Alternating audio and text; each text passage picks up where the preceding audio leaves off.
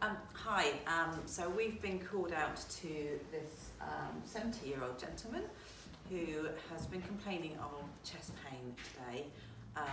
He is got some history of myocardial ischemia. He's feeling quite lightheaded and dizzy. So when we first came into the scene, we saw him sitting on a chair. We were checking his radial pulses, which he had good radial pulses.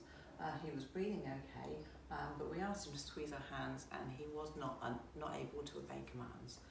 So we put the 12 lead on him because he had chest pain. We wanted to see what was going on here, and the rhythm that we found on our defib was that he was in VT. We checked the 12 lead to see whether there was any mimics like bundle branch blocks. And if we're unsure what we're looking at on the 12 lead with this type of rhythm, we would treat it as VT. He is severely compromised because he's not obeying commands. We did a full set of vital signs on him, found his blood pressure was on 70/40. He had a heart rate of 180. So we've got it on the monitor here to show that he's got a very high heart rate. He was a little bit short of breath, respirated about 24, and his temperature was good. So we got him lying down supine on the floor. We give him some oxygen as well, because what we are thinking of here is that we are going to cardiovert.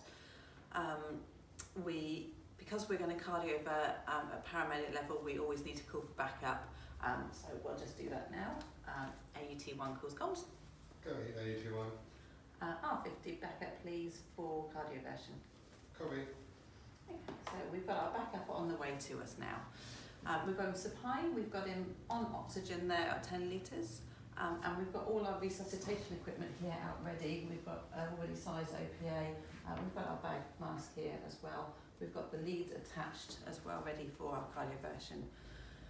IV access will be required because what we'd be looking at is giving fluids afterwards, if required, because if they hypertensive at 70/40. So in this arm here, we've already obtained a large bore IV access ready for that.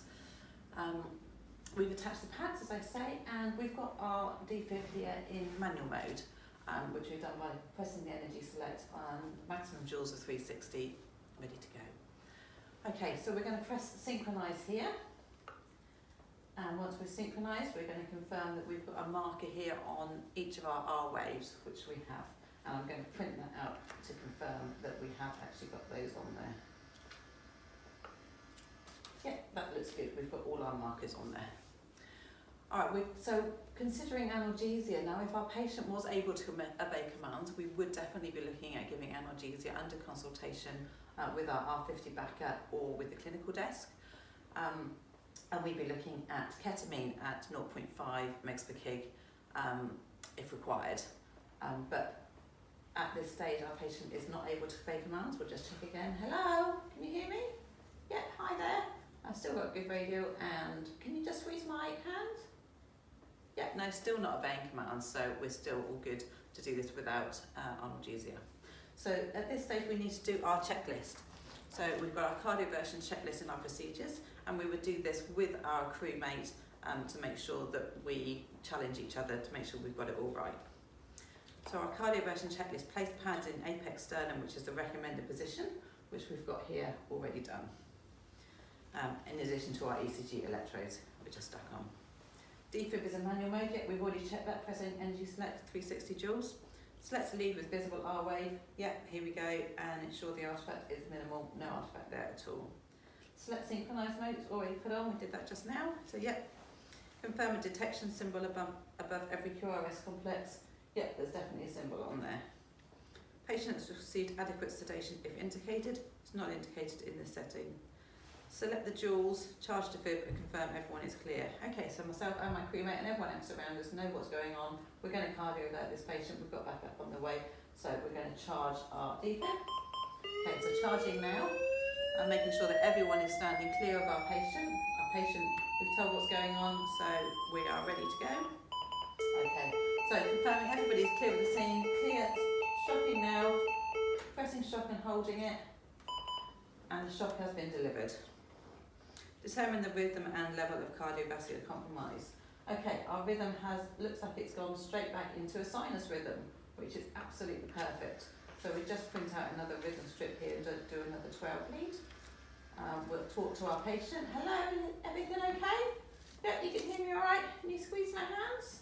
Yeah, perfect. So now he's squeezing my hands and obeying commands. So now we can treat our patient without having to do any more cardioversions. If administering a second cardioversion, confirm defib is still in synchronized mode. Alright, so we're not in synchronized mode anymore, we're in a good sinus rhythm, so everything on there is okay. So no further analgesia required at this stage and no further attempts.